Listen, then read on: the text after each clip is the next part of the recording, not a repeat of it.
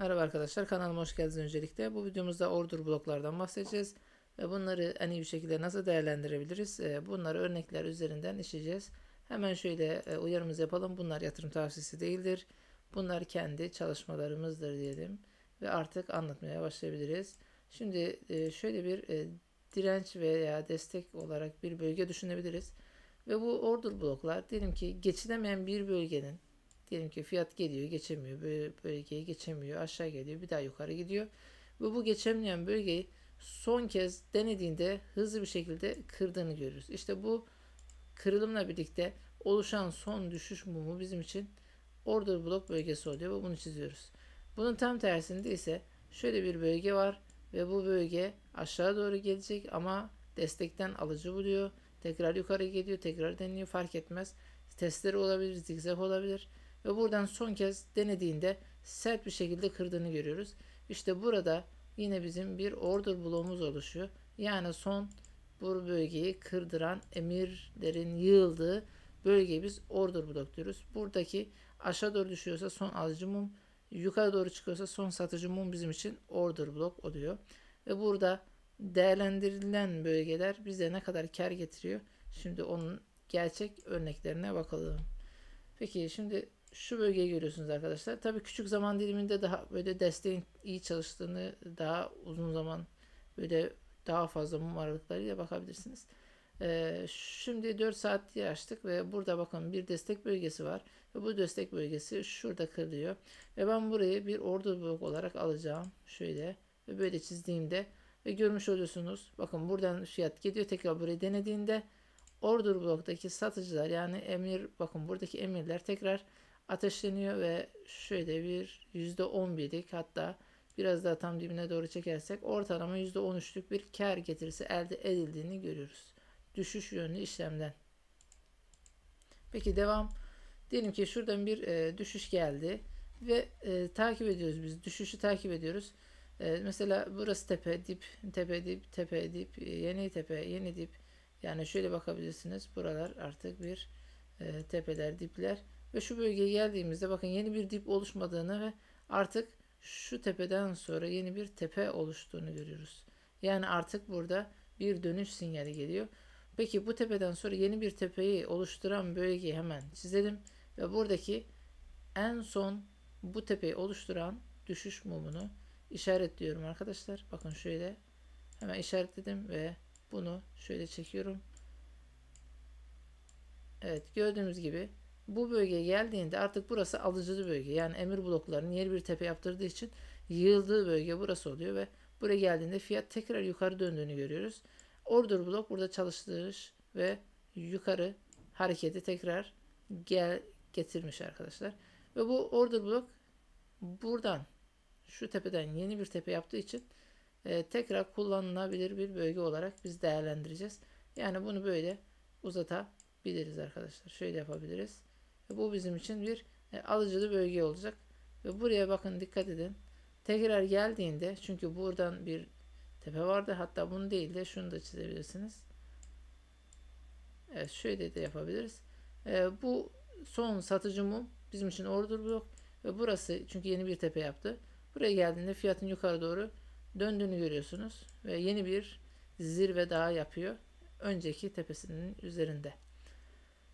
Başka şurada bir emir bloğu var. Bakın bunun farklı bir ismi daha var ama ben şöyle yine bir order blok olarak düşünebiliriz. Yani gerçek order blokta dipte. Şurada da küçük bir alıcı bloğu olarak düşünebilirsiniz. Burada da emirler var. Peki başka, yukarı doğru gideceğiz ve daha sonra düşerken bunların nasıl çalıştığına bakacağız. Şurada mesela yeni bir tepe yapıldığını görüyoruz ve burayı da çizeceğim. Burayı da çizeceğim. Burası da bizim için bir emir bloğunun yoğun bir şekilde olduğu bölge olarak düşündüğümüz yer. Ve yine bakın şurada bir geri dönüş ve buradan bir yükseliş var. Ama burası çok fazla birikim olduğu için burayı atlayacağım. Ben burayı değerlendirmeyeceğim. Böyle tekli order blokları değerlendireceğim. Onlar benim için daha değerli oluyor. Ve çoklu order bloklar değerlendirmeyeceğim bu videoda. Onun başka bir video konusu olabilir. Bakın buradan bir geliyor, aşağı doğru bir hareket geliyor. Ve bakın devamında hızlı bir yükseliş geliyor. İşte bu hızlı alıcılı yükseliş benim için değerlendirilebilir bir bölge olacak. Ve şöyle bir bölgeyi işaretliyorum ve bakın şuradan nokta atışı bir şekilde, bakın şöyle nokta atışı bir şekilde geliyor ve buradan hızlı bir şekilde fiyatın döndüğünü görüyoruz. Bakın buradaki order block şu an çalışmış ve buradan getirisi ortalama %36 bir getirisi olmuş. Hem de 4-8 saat, yani 10-15 saat diyebilirsiniz. Şunu da katarsanız. Böyle bir yükseliş getirisi sağlamış. Peki sonra, tabii ki sonra artık yükseliş trendinin bittiğini görüyoruz ve düşmeye başlıyor fiyat. Peki alttaki işaretlerimiz belgeler, bakın neler yapmış. Şöyle uzattığımızda evet, buradan da bir yükseliş geldiğini görüyoruz. Buradaki alttaki order blok çalışmış. Bu order bloktan %25 yükseldiğini görüyoruz ve fiyat güzel bir kar getirisi sağlıyor. Peki bu order blok, küçük bir blok vardı. Ve buradan da minik bir tepki hareketi gelmiş. Artık tepkilerin cılızlaştığını ve zayıfladığını görüyoruz. Buradan sadece %5'lik bir ortalama, %6'lık bir kar getirisi sağlamış. Ama çok cılızlaşmış. Yani burada artık yoğun bir şekilde düşüş trendinin var olduğunu ve artık tepkilerin gelmeyeceğini, bakın şurada hatta yoğun bir şekilde satıcı, bakın burada satıcılar yerleştiğini görüyorsunuz. Yani artık tepkilere fazla güvenmemek lazım. Peki buradaki bizim daha önceki çalışan order block bölgemizi uzattığımızda artık buranın çalışmadığını göreceğiz. Çünkü düşüş trendi çok güçlendi ve artık buradan alıcı toplayamayacağı bir duruma geldi. Son buradaki zayıf bir tepki hareketi %5'likten anlamanız gerekiyordu. Burada artık bu tutmayacak ve aşağı doğru gelecek. Gördüğünüz gibi yukarıdan geldiğinde düşüş yönlü işlem, aşağıdan bakın aşağıda olduklarında da yukarıdan düşen fiyat için alış yönlü işlem kovalanabilir. Order bloklar güzel bir şekilde çalışıyor. Tabi birçok grafikte, yani mum grafiği olan her yerde kullanılabilir. Order bloklar güzel bir şekilde çalıştığını tespit edilebilir. Mesela şöyle bir FX açalım.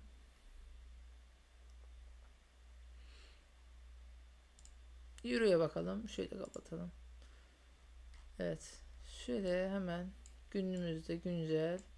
Evet, güncel fiyat burada. Şimdi şöyle bir düşüşten sonraki hareketlere bakalım. Fiyat geliyor, düşüyor, düşüyor, düşüyor. Ve şurada bakın bir tepe görüyorsunuz. Ben bu tepeyi hemen çizeceğim. Bakın şöyle bir tepemiz var. Ve burada bir yeni bir tepe oluşmuş. Bu fiyatı nerede kırılmış? Yani son yükselten bölge, yani son order block bölgesi şurada. Son düşüş mumu burada. Ve bu mumla birlikte yeni bir tepe yapmış. Son düşüş mumunu çiziyorum ve bunu uzatıyorum. Fiyat buraya geldiğinde tepki alacağını düşünüyorum ve bakın gördüğünüz gibi order block çalıştı. Dibine fitil atmış. Yani bu temizlemiş. Fitille temizlemiş ama buradan tepki geldiğini görüyorsunuz. Bu tepkiye oynayanlar güzel bir şekilde yüz kaldıraçla iyi bir kar elde etmiş olduklarını düşünüyoruz. Peki başka, şöyle dikkatli bakarsanız fiyat geliyor. Buradan tepkisini alıyor. Geliyor, şurada dinlenme ve artık eski tepenin üzerine bir hareket geldiğini görüyoruz. Peki burayı getiren, yani bu yükseltiyi, bu tepeyi getiren son order blok neresi? Şurası. Burayı hemen çizeceğim. Ve burayı uzatacağım. Ve gördüğünüz gibi burası nokta atışı bir şekilde çalıştığını görüyoruz. Ve yukarı doğru yeni bir tepe yapıyor. Peki yeni tepe aşağı doğru geldiğinde ikinci kez order bloğun yine çalıştığını görüyoruz. Çok güzel destek olarak çalışan bir order blok karşımıza çıkıyor. Ve yeniden burası kazandırıyor. Güçlü, güzel bir kar getirisi sağlıyor. Buradan bakalım, %1.36 bir kar getirisi var. Tabi 100x olduğu için burada işlemler çok daha büyük karlar elde ediliyor. Sonra bakalım, evet artık burası kırılıyor ve burayı kırdıran order bloğu işaretleyeceğim ve şu order blok bizim için artık kullanılabilir bir seviye oluyor. Tabi burada aşağıdan yukarı geldiğimde düşüş yönü olacak. Burayı kaldıracağım. Bakın tekrar burayı deniyor ama üzerine çıkmadığını görüyoruz. Geçelim. Peki buradaki order bloğumuz vardı. Bu çalışacak mı? Bakıyoruz. Evet, bu çalışmış ve üstteki order bloğa kadar gelmiş bir tepki hareketi ve tekrar düşüş. Neden? Artık market aşağı doğru geldiği için, market yönü değiştiği için aşağı doğru tekrar tepki hareketi ve düşüş devam ediyor. Bu order blokta çalıştığını görüyorsunuz. Peki devam ediyoruz. Yine burada tutunmaya çalışıyor ve buradan yeniden bir yukarı hareket gözlemliyoruz ve artık bizim için son düşüşümün burası olduğu için burası bir destek seviyesi olarak çalışabilecek bir bölge. Burayı takip edeceğiz. Sonra fiyat yeni bir tepe yapıyor. Ama şurada bir order blok vardı. Düşüş yönlü bir işlem aradığımız çalışmış mı? Evet arkadaşlar, minik de olsa çalıştığını görüyoruz. Bakın buradan aşağı yönlü 0.32'lik bir düşüş geldiğini görüyoruz. Ve fiyat şu an güncel olarak burada. Şu an ne yapılabilir?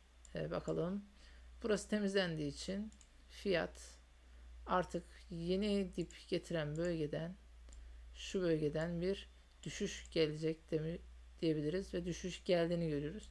Peki buradan sonra daha küçük zaman dilimlerine inip oradaki order blokları takip edebilirsiniz. Tabii bu şekilde e, takip ettiğimizde bazılarının çok güzel çalıştığını ama hepsinin %100 çalışmadığını göreceksiniz. O da market zamanlamasıyla ve oradaki alıcının, satıcının ne kadar yoğun olduğuyla önemli. Bunu egzersizler yaparak, grafikleri sık sık inceleyerek en iyi order blokları seçip oraları kullandığınızda güçlü bir şekilde kar elde edeceğinizi görürsünüz. Umarım sizler için faydalı olur. Sağlıcakla kalınız.